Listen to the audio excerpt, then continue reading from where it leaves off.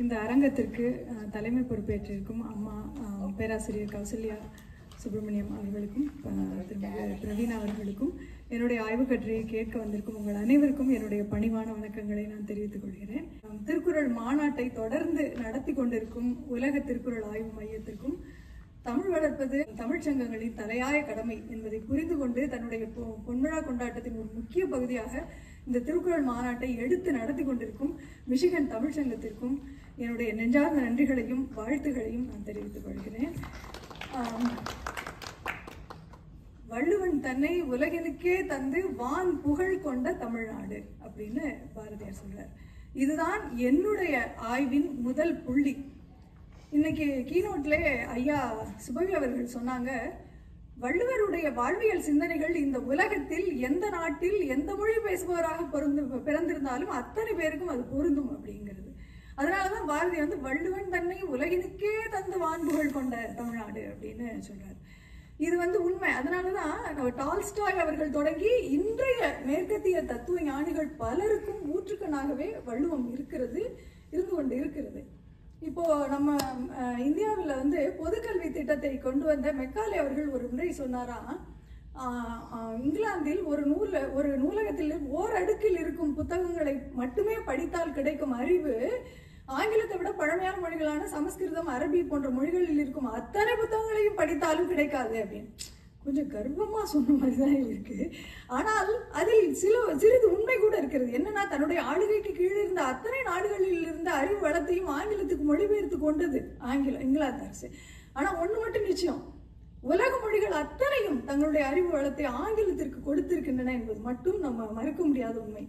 அதைத்தான் அப்படி பார்த்தா இன்னைக்கு நியூயார்க் பெஸ்ட் செல்லர்ஸா இருக்கக்கூடிய புத்தகங்களில் வள்ளுவம் கையாளப்பட்டிருப்பதை, பல இடங்களில் எடுத்து காட்டப்பட்டிருப்பதை, வள்ளுவத்தை அடிப்படையாக வைத்து விரித்து அவங்க காட்டி எழுதியிருக்கிறத நம்ம நிறைய பார்க்கலாம். அப்படி நான் பார்த்து வியந்த சில புத்தகங்களை தான் இங்க எடுத்துக்கிட்டு இங்க எங்கெல்லாம் வள்ளுவம் சொல்லப்பட்டிருக்கிறது அப்படிங்கிறத நான் ஆய போறேன். இப்போ வள்ளுவம் அப்படின்னா ஏகப்பட்ட வள்ளுவ சிந்தனைகள் இருக்கு. இதுல ஏதாவது ஒண்ணு எடுத்துக்கணும் இல்லையா? அதனால நான் எடுத்தது இன்னைக்கு நம்ம எல்லாருக்கும் எந்த தத்துவத்தை போட்டா இன்னைக்கு புக்கு விற்கும் அப்படின்னா, வாழ்க்கையில் வெற்றி பெறுவது எப்படி, பணம் சம்பாதிப்பது எப்படி, அதுக்குதானே ஓடுறோம். ஓட ஓட ஓட ஓட தூரமே குறைய மாட்டேங்குது. சரி, அதையே நம்மளை எடுத்துருவோம் அப்படின்னு சொல்லி வாழ்க்கையில் வெற்றி பெறுவது எப்படி அப்படிங்கிற தத்துவத்தை எடுத்துக்கிட்டு அதை பேசுற புத்தகங்களில் எப்படி வள்ளுவம் வருகிறது. இப்போ வாழ்க்கையில் வெற்றி பெறுவதுன்னா என்ன?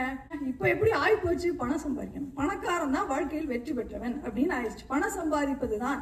வள்ளுவரே சொல்றாரு, எல்லாரும் எழுவர், செல்வரை எல்லாரும் செய்வர் சிறப்பு, செய்க பொருளை செருணர் செருக்கு அறுக்கும், பகைவன் கூட உங்ககிட்ட பணிஞ்சு போயிருவான், பணம் மட்டும் வள்ளுவரே கூட சொல்றாரு. அப்ப அந்த காலத்திலயுமே பணம் முக்கியமா தான் இருந்திருக்கு. திருவள்ளுவரின் இன்றைய பொருத்தப்பாடு அப்படிங்கிற பொது தலைப்பின் கீழ் வாழ்வில் வெற்றி பெறுவது எப்படி, ஆங்கில நூல்களில் வள்ளுவ சிந்தனைகள் அப்படிங்கிற தலைப்பில் ஆய்வு செய்கிறேன். இதுல நான் எடுத்திருக்க 3 புத்தகங்கள் எடுத்திருக்கிறேன். ஒண்ணு ஹூ மூட் மை சீஸ் அப்படிங்கிற புத்தகம். இது உங்க எல்லாருக்குமே தெரிஞ்சிருக்கும், எல்லாருமே படிச்சிருப்பீங்க. அப்புறம் த 7 Habits of Highly Effective People, இதுவும் எல்லாருமே படிச்சிருக்கோம், ரொம்ப பிரபலமான புத்தகங்கள். கடைசியா டேனர் லன்சி அவர்கள் எழுதிய be who you came to be அப்படிங்கிற சமீபத்தில் வெளியான, அதுவும் ஒரு வாழ்வியல் தத்துவத்தை சொல்லக்கூடிய ஒரு புத்தகம். Who moved my cheese Spencer Johnson அவர்கள் எழுதியது, 7 Habits ஸ்டீஃபன் காவி அவர்கள் எழுதியது உங்களுக்கு தெரியும். முதல்ல ஹூ மூட் மை சீஸ்ல இருந்து போவோம். இந்த புத்தகம் இன்னைக்கு 30 மில்லியன் காப்பீஸ் வித்திருக்கு அப்படின்னாலே நிறைய பேர் படிச்சிருப்பீங்கன்னு அர்த்தம். என்ன பல வருஷங்க ஆனதுனால நிறைய பேர் மறந்துருப்பீங்க அப்படிங்கிற ஒரு நம்பிக்கையோட கேட்காதவங்களுக்காகவும் இந்த கதையை நான் கொஞ்சம் சுருக்கமா சொல்ல போறேன். இது ஒரு கதை, அழகான கதை. இந்த கதையை சொல்லிக்கொண்டே வரும்போது அதில் வள்ளுவம் எங்கெல்லாம் வருகிறது அப்படிங்கிறத நான் சொல்றேன். இந்த கதையில என்னன்னா, ஒரு பெரிய மேஸ் இருக்கும், ஒரு புதிர் கட்டடம். அதுக்கு முன்னாடி 2 எலிகள், ஒன்னு பேரு ஸ்னிஃப், ஒன்னு பேரு ஸ்கரி. அதுக்கப்புறம் 2 குள்ள மனிதர்கள், ஒருத்தர் பேரு ஹெம், ஒருத்தர் பேரு ஹா. இவங்க 4 பேர் இருப்பாங்க இந்த மேஸுக்கு முன்னாடி. இவங்களுக்கு கொடுக்கப்படுற வேலை என்னன்னா, இந்த மேஸ்க்குள்ள எங்கேயோ ஒரு இடத்துல சீஸ் இருக்கு, அதை போய் கண்டுபிடிக்கணும். அதுதான் அவங்க வாழ்க்கையின் குறிக்கோள் அப்படிங்கிற மாதிரி இந்த டாஸ்க்ன்னு சொல்றோம்னா அது கொடுத்துறாங்க. இப்போ சீஸ் இருக்குன்னு சொன்னோன்னா இந்த எலி 2 மோப்பம் முடிச்சுட்டு குடு ஓட தொடங்கிடுச்சு. இப்ப 2 மனிதர்கள் இருக்காங்கல்ல, நம்ம என்ன செய்வோம்? நம்ம உடனே ஆமா இவ்வளவு பெருசுல எங்க சீஸ் இருக்குமோ, நமக்குன்னு வாய்க்குது பாரு, நமக்குலாம் எதுவுமே லேசா நடக்காதுடா அப்படின்னு முதல்ல நம்ம மனசு அப்படிதான் யோசிக்கும்.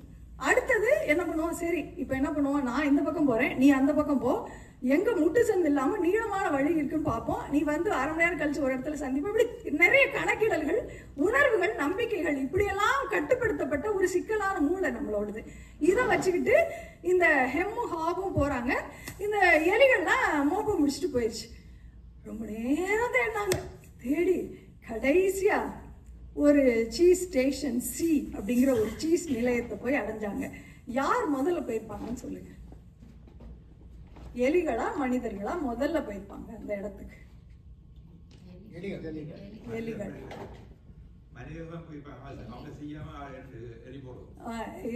ரெண்டு பேரும் ஒரே நேரத்துல போனாங்க. சிந்திச்சு செயல்பட்ட மனிதர்களும் ஒரே நேரத்துல போனாங்க, மோப்பம் பிடிச்ச எலிகளும் ஒரே நேரத்துல தான். அதனாலதான் எலிகளை வச்சு நமக்கான மருந்துகளை எல்லாம் டெஸ்ட் பண்றாங்களோ என்னவோ தெரியல. ரெண்டு பேரும் ஒரே நேரத்துலதான் போய் சேர்ந்தாங்க.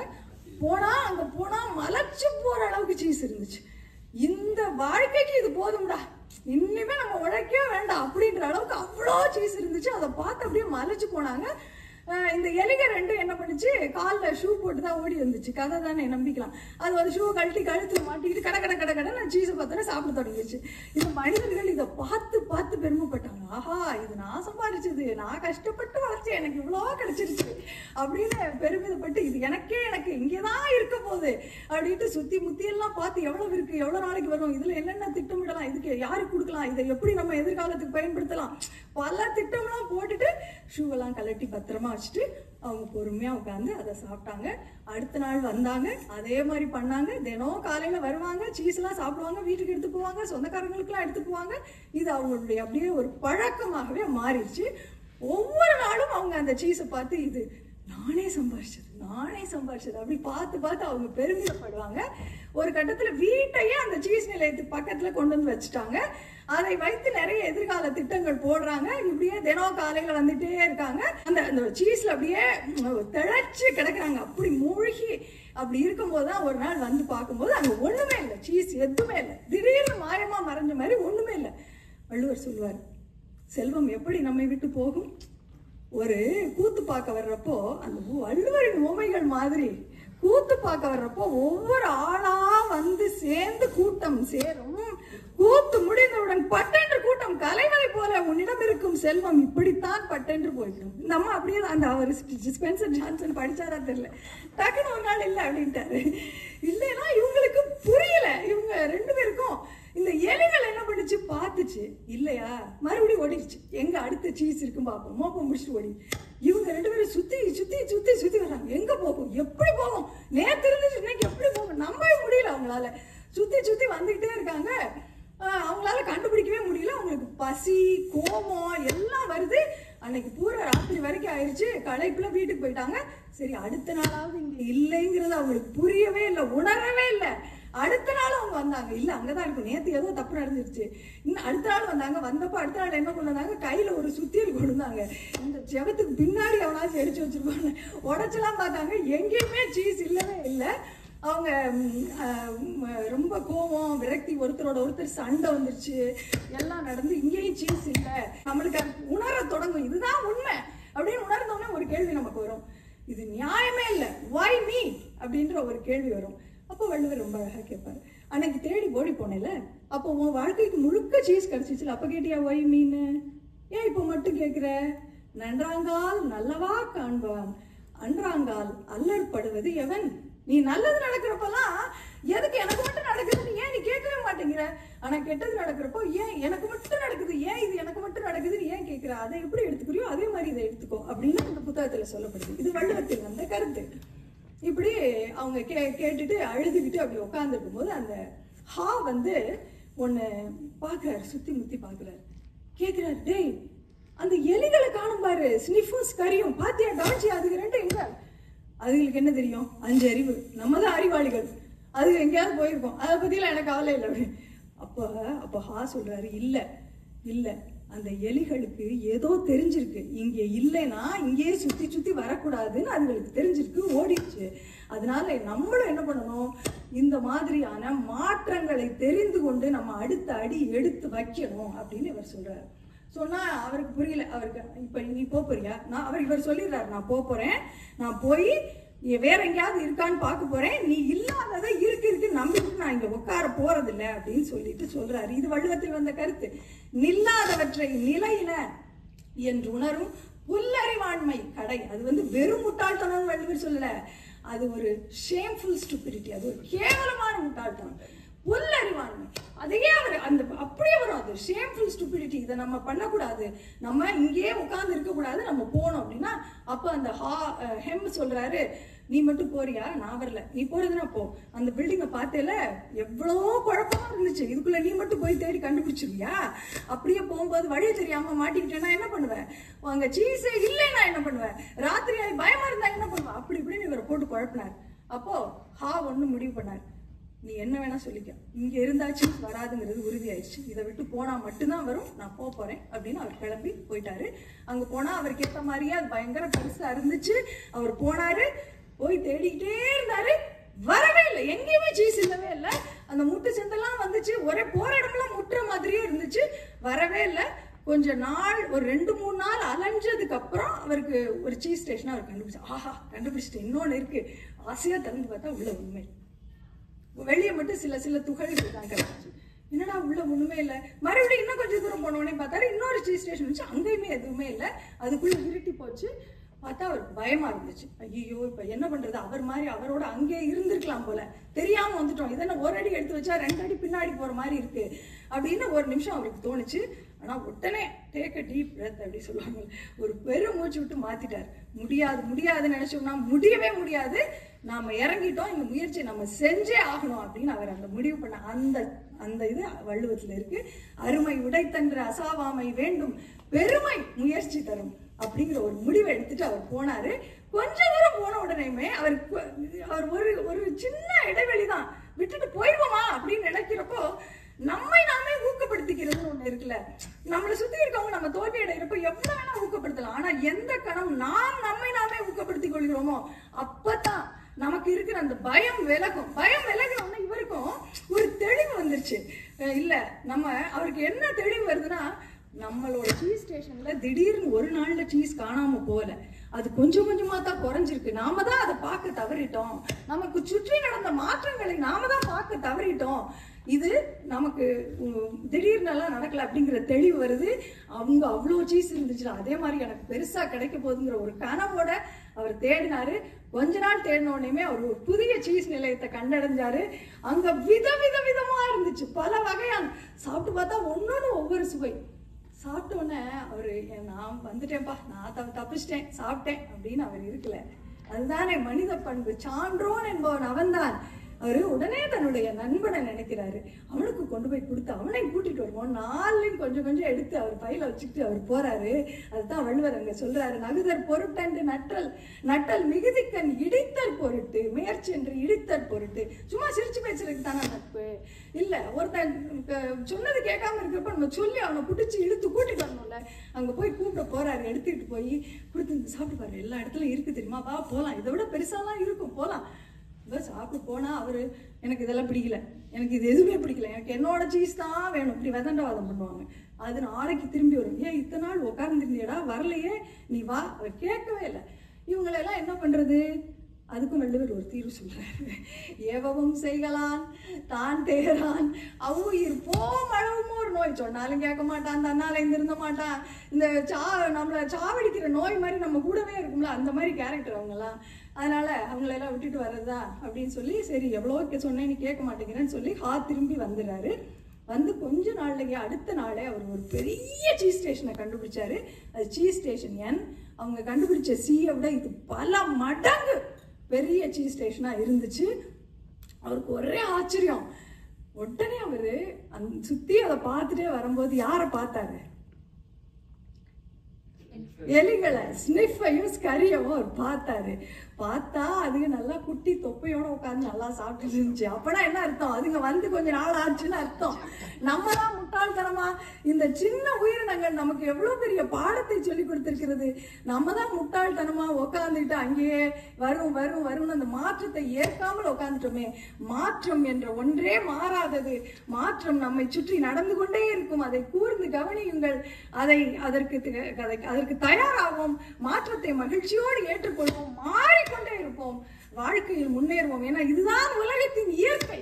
அந்த இயற்கையை புரிந்து கொண்டு நாம் அந்த உலகத்துக்கு ஏற்றவாறு வாழ்வோம் அப்படிங்கிறது வள்ளுவர் சொல்லலையா? எவ்வதுரைவது உலகு, உலகத்தோடு அவ்வதுரைவது அறிவு அப்படிங்கிற அந்த குறளை வைத்தே இந்த புத்தகம் எழுதப்பட்டிருக்குமோ, மையமாக கருப்பொருளாக வைத்து அப்படிங்கிறது என்னுடைய தாழ்மையான கருத்து. அதனால மாற்றம் வந்தா இனிமே சீஸ் அப்படின்னு சொல்லிட்டு மாறிக்கிட்டே போவோம், வாழ்க்கையில் நாம் முன்னேறுவோம். இது நான் எடுத்துக்கிட்ட முதல் புத்தகம். இப்போ அடுத்த புத்தகம், இதை நான் முழுமையா சொல்ல போறதில்லை. இதுல சொல்லப்பட்டிருக்கிற ஒரே ஒரு பழக்கத்தை மட்டும் நேரம் கருதி நான் வள்ளுவத்தோடு ஒப்பிட்டு நான் அடுத்தது போறேன். இது 7 Habits of Highly Effective People, Stephen காவி அவர்கள் எழுதியது. உங்க எல்லாருக்குமே தெரியும். இதுல முதல் பழக்கத்தை மட்டும் நான் சொல்றேன். இங்க எல்லாருமே 80s மாதிரி தெரியுது, இல்ல கொஞ்சம் நீங்க எல்லாம் பாஷா படம் பார்த்திருப்பீங்க. அதுல சூப்பர் ஸ்டாருடைய ஆட்டோல என்ன வாசகம் எழுதியிருக்குன்னு யாருக்காவது, எழுதி இருந்துச்சுன்னு யாருக்காவது நினைவு இருக்கா? சொல்லிட்டாரு, உன் வாழ்க்கை உன் கையில். அதுதான் இவர் சொல்ற முதல் பழக்கம், நம் வாழ்க்கை நம் கையில். இதெல்லாம் கேட்கறதுக்கு நல்லா தான் இருக்கு. நம்ம ஆபீஸ்ல வேலை செய்யறோம், கஷ்டப்பட்டு உழைக்கிறோம், நமக்கு திறமை இருக்குன்னு தெரியுது, நமக்கு ஆளுமை பண்புகள் இருக்குன்னு நமக்கு தெரியுது. யாருக்கோ ப்ரமோஷன் கொடுப்பாங்க, யாருக்கோ விருது கொடுப்பாங்க, யாருக்கோ அங்கீகாரம் கிடைக்கும். நம்ம வாழ்க்கை எங்க நம்ம கையில இருக்கு? இந்த மாதிரி எத்தனை நியாயம் இல்லாதது நம்மை சுற்றி நடந்து கொண்டே இருக்கிறது. நம்ம வாழ்க்கை உண்மையிலேயே நம்ம கையில தான் இருக்கா? அது ஒரு எடுத்துக்காட்டு. இன்னொன்னு வச்சுக்கலாம். சிலருக்கு நம்மளை கண்டாலே பிடிக்காது, என்ன காரணம்னே தெரியாது. நமக்கு அவங்களுக்கு நேரடி பகையெல்லாம் இருக்கவே இருக்காது. எங்கேயாவது இவ கீழே விழுந்தே ஆகணும் அப்படின்ற அப்படியே காத்துட்டே இருப்பாங்க. நம்ம எதுலையாவது தோத்து போயிட்டோம்னா அவ்வளவு மகிழ்ச்சி அவங்களுக்கு. நம்ம முகத்துல வருத்தத்தை பார்க்கணும், நம்ம முகத்துல ஒரு விரக்தியை பார்க்கணும், சோகத்தை பார்க்கணும். இதுதான் அவங்களுடைய எண்ணமாவே இருக்கும். சரி, எங்க நம்ம அவங்களுக்கு நமக்கு நேரடி பகையெல்லாம் இல்லை, ஆனா நல்லா தெரியும் இவங்களுக்கு நம்ம மேல ஏகப்பட்ட பொறாமை இருக்கு. இவங்க நம்ம சுற்று வட்டாரத்துல இருக்கலாம், நட்புல இருக்கலாம், உறவுல இருக்கலாம், அலுவலகத்துல எப்படி வேணா இருக்கலாம். எங்க நம்ம வாழ்க்கை நம்ம கையில? இந்த மாதிரியான நம்முடைய கட்டுப்பாட்டை மீறி நடக்கும் நேரங்களில் கூட நம்முடைய வாழ்க்கை எப்படி நம் கைக்குள் கொண்டு வருவது அப்படிங்கிறது தான் இந்த புத்தகத்துல அவர் சொல்றாரு. என்ன சொல்றாரு? இப்ப முதல்ல வேற யாருக்கும் ப்ரமோஷன் கிடைக்குதுல்ல, அந்த சிச்சுவேஷனை நம்ம எப்படி கையாளுறது அப்படின்னா, முதல்ல நம்ம நினைச்சுக்கிட்டு இருக்கோம் நமக்கு திறமை இருக்கு, நமக்கு ஆளுமை பண்புகள் இருக்கு, எல்லாம் நமக்கு தெரியாதது ஏதோ ஒண்ணு அவன்கிட்ட இருக்குல்ல, அதனாலதானே அவனை அங்கீகரிக்கிறாங்க. அது என்ன இருக்கு? நான் அதை பார்த்து என்னை நான் தகுதிப்படுத்தி கொள்ள வேண்டும். ஒண்ணு முடியாதா? உண்மையிலே நான் தான் தகுதியானவன், அது அன்ஃபேரா பாரபட்சமாக நடக்கிறதா? அமெரிக்காவில் இல்லாத வாய்ப்புகளா? உனக்கான வாய்ப்பை தேடி நீ ஓடிக்கொண்டே இரு, உன் வாழ்க்கை நீ உன் கையில் எடு அப்படிங்கிற. ஒன்னே திறமையை வளர்த்துக்கோ அவனை மகள, இல்ல உனக்கான இடத்தில் நீ இரு, அது நீ தான் முடிவு பண்ணணும் அப்படின்னு அவர் சொல்றாரு. ரெண்டாவது, இப்ப நம்ம மேல பொறாமப்பட்டுக்கிட்டே இருக்காங்கல்ல, இவங்க நம்ம அலுவலகத்துல இருக்காங்கன்னே வச்சுக்கோமே, அவங்கள தினம் காலையில மெனக்கெட்டு போய் அவங்க கிட்ட சிரிச்ச முகத்தோட காலை வணக்கம், நல்லா இருக்கீங்களா, இன்னைக்கு உங்களை பார்த்தாலே ஒரே புத்துணர்ச்சியா இருக்கே, பொய் தான், இன்னைக்கு எந்த ஏழரையை கூட்ட போறியோ அப்படின்னு மனசுக்குள்ள தோணும். எல்லாத்தையும் மறைச்சுக்கிட்டு பொய்யா வேணும் அவங்க முன்னாடி சந்தோஷமா பேசி அவங்களோட பழகணும். வள்ளுவர் சொல்லலையா? அது எப்படி சொல்லி இருக்கிறார் வள்ளுவர்? இதை இன்னா செய்தாரை ஒருத்தர் அவர் நாண நன்மை செய்து விடல. அந்த நாணங்கிற சொல்லி எனக்கு ரொம்ப பிடிக்கும். நம்ம அவங்க முகத்துல பார்க்கலாம், ஐயோ இவ்வளவு போய் நம்ம அப்படி அவங்க முகத்துல தெரியும். அதை விட அவர்களை தோற்கடிக்க ஒரு சிறந்த அடியை நான் கண்டதே இல்லை. இதை நான் செஞ்சே பார்த்திருக்கேன். அவங்க முகத்தை பார்க்க எனக்கு ரொம்ப பிடிக்கும், நேருக்கு நேர் பார்க்க எனக்கு அவ்வளவு பிடிக்கும். நாம் அவர்கள்ட்ட போய் சிரித்து சிரித்து அன்பாக பேசணும். ஏன்னா அப்படித்தானே அவங்க நம்மளை சிரிக்க முகத்தை பார்க்க விரும்பலையே, நம்ம போய் சிரிச்சு காட்டும் தோத்து போயிடறாங்கல்ல. இதைத்தான் இப்படித்தான் உன் வாழ்க்கையை நீ கையில் எடுத்துக்கணும்னு இவர் வள்ளுவரை படிச்சாரா சொல்றாரு. ஏன்னா இப்படி நம்முடைய கட்டுப்பாட்டை விட்டு அகலும் நேரங்களில் கூட நம் வாழ்க்கையை நம் கையில் எடுத்துக்கொள்வது என்னது? அப்பதான் நம்ம வாழ்க்கையில ஒவ்வொரு நாளும் ஒவ்வொரு நிமிஷத்தையும் ஒவ்வொரு நொடியையும் நம்மளாலேயே செதுக்க முடியும். இது இந்த தமிழினத்துக்கு அஜித் சொன்னதாகத்தான் தெரியும். ஆனா உண்மையில் இதை சொன்னவர் யார்? அவர் இல்ல, இவர். எப்படி சொன்னார்? ஆக்கம் அதர்வினாய் செல்லும் அசைவிலா ஊக்கம் உடையான் உழை. நானே என்னை வீழ்த்திக் கொள்வேன் என்று நான் முடிவு செய்யும் வரை நான் வீழவே மாட்டேன். எவன் கையில் என் வாழ்க்கை இருந்தாலும் என் கையில் நான் எடுத்துக்கொள்வேன் அப்படிங்கிறதான் இது சொல்லுது. நான் கடைசியா முடிவுக்கு வரேன். இறுதியாக நான் இப்ப சமீபத்தில் படித்த டாரா ரன்சி அவர்கள் எழுதிய be who you came to be எனக்கு ரொம்ப பிடிச்ச புத்தகம். இந்த புத்தகத்துல இப்ப நம்ம எல்லாம் என்ன வாழ்க்கையில் வெற்றி பெறுவது எப்படின்னு சொல்லிட்டு ஓடிக்கிட்டே இருக்கோம். நம்ம எல்லாருக்கும் தெரியும். ஓடிட்டு என்ன சொல்றோம்? அந்த புத்தகத்தையும் வாங்கி படிக்கிறோம், பணம் சம்பாதிக்கணும், வெற்றி பெறணும்னு நினைக்கிறோம். கடைசியா என்ன சொல்றோம்? எனக்கு மகிழ்ச்சியே இல்லை, என் வாழ்க்கையே ஓட்டமா இருக்கு, மெட்டீரியலிஸ்டிக்கா இருக்கு, அப்படி இப்படின்னு சொல்றோம். டேரா ரென்சே கேக்குறாங்க, ஏன் வாழ்க்கையும் மகிழ்ச்சியும் பிரிச்சு பிரிச்சு பாக்குறீங்க? கஷ்டப்பட்டு தான் படிக்கிறோம் இல்லையா? சின்ன வயசுல எப்படி படிக்கிறோம்? நல்ல குரூப் கிடைச்சிடணும், பயந்து பயந்து படிக்கிறோம். நான் நல்ல மார்க் எடுத்துடணும், நல்ல குரூப் கிடைச்சிடணும், நல்ல வேலைக்கு போயிடணும். ஒரு வேலை கிடைக்கும்ல, ஒரு ஆன்சைட் ஆஃபர் வரும்ல, அப்போ ஒரு தன்னிறைவு இருக்கும்ல. முடிச்சிட்டேன், நான் புடிச்சிட்டேன்டா, இந்த உலகத்துல நான் நிக்க போறேன், ஒரு திருப்தி இருக்கும்ல. அது மகிழ்ச்சி இல்லையா? இன்பம் இல்லையா? அது ஓடித்தானே, அந்த ஓட்டத்துக்குள் தானே அந்த இன்பம் இருந்தது. இப்போ நம்ம பெண்கள் எடுத்துக்கோங்க, பல தலைமுறைகள்ல முதலில் வேலைக்கு போன தலைமுறை நாம தான். நாமளே பொருளாதார தண்ணீரை அடைஞ்சிருக்கோம். இனிமே யார்கிட்டையும் கேட்க வேண்டாம், எனக்கு வேண்டியதை நானே வாங்கிக்கலாம். எனக்கான நான் எதிர்பார்க்கவே இல்லை, எனக்குன்னு ஒரு வேலை, எனக்குன்னு ஒரு பதவி, இது எதுவுமே என் கனவில் இல்லை, என் அம்மாவிடம் இல்லை, என்னிடம் இருக்கிறது. இதற்கு எத்தனை போராட்டங்களை நான் சந்தித்திருப்பேன். எனக்கு ஒரு தன்னிறைவு இருக்குல்ல, இந்த ஓட்டத்திற்குள். அது இப்பவும் இல்லையா?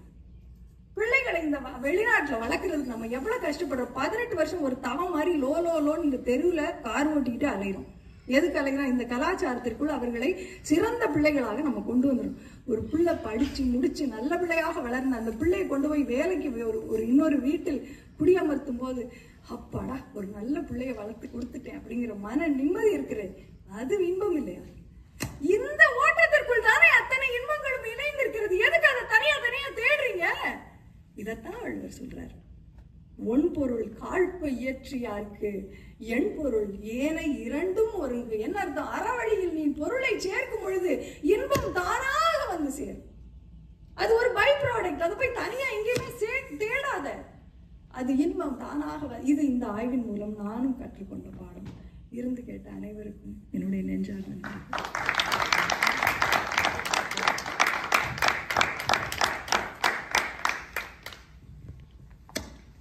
திருமதி மீனாட்சி மாறன் அவர்கள் மிக அருமையாக, அதாவது ஒரு 3 கதைகளை வைத்துக்கொண்டு மேலை நாட்டு கதைகளுக்கூடாக அதை எப்படி திருக்குறளுக்குள்ள அது எங்க இருக்குன்னு தேடி கண்டுபிடிச்சு சொல்லியிருக்கிறார்கள். அதாவது இந்த திருக்குறள் திருக்குறளை பார்த்து அவர்கள் செய்தார்களா, அவர்களை பார்த்து திருக்குறள் செய்தார்களா என்று தோன்றும் வண்ணம் அவ்வளவு தூரத்துக்கு அருமையான ஒரு சொற்பொழிவை ஆற்றியிருக்கிறார்கள். புது முயற்சி. அதுக்கு நாங்கள் சிறப்பாக கைதட்ட வேண்டும். இந்த மாதிரி ஒரு நூல்களை ஒப்பிட்டு, அதாவது ஆங்கில நூல்களை ஒப்பிட்டு பார்க்க வேண்டியது இப்ப இங்க இருக்கிற இளம் மாணவர்களுக்கு அது ஒரு ஊக்குவிப்பா இருக்கும். இந்த திருக்குறளை படிக்க வேண்டும் என்ற ஊக்குவிப்புக்கு அது ஒரு நல்ல ஒரு வாய்ப்பாக இருக்கும் இந்த மாதிரியான செயல்பாடுகள். நன்றி. அடுத்ததாக வேற மேடைகள்லயும் சொல்லியிருக்கீங்களா? இதான் முதல் தரம். இந்த ஆய்வு கட்டுரை இப்படி இதுதான் முதல் தரம். இன்னும் நிறைய இடத்துல சொல்லுங்க. ரொம்ப நல்லா இருக்கும். இயல்பாவே ஜெயமரன் அவர்கள் நல்ல கதை சொல்லியும் கூட நல்ல இலக்கியம் சார்ந்த பல நிகழ்வுகள்ல தொடர்ந்து பங்களிப்பு கொடுத்துட்டு இருக்காங்க. அவங்க இதோட சேர்த்து அவர்களோட பாணியோட சேர்த்து கொடுத்தது ரொம்ப நல்லா இருக்கும்.